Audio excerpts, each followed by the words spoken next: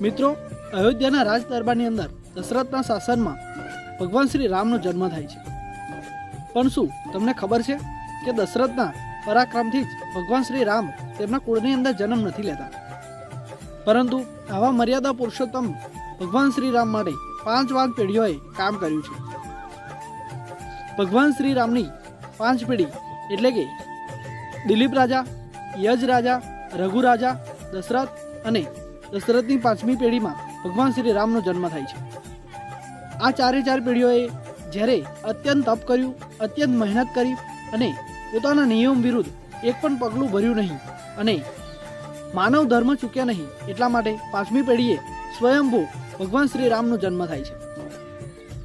અને રઘુ રાજા એટલા બધા પરાક્રમી હોય છે કે તેમનાથી તો આખા કુળનું નામ રઘુકુળ તરીકે ઓળખાય છે.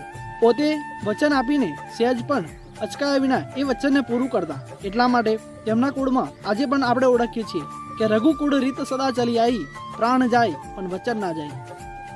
મિત્રો, આ રઘુકુળની અંદર એવા રાજાઓ થઈ ગયા કે જેઓ પોતાની પ્રાણની પણ પરવા કરી નથી અને પોતે જે વચન આપ્યું છે એની રક્ષણ કર્યું છે. રાધે રાધે.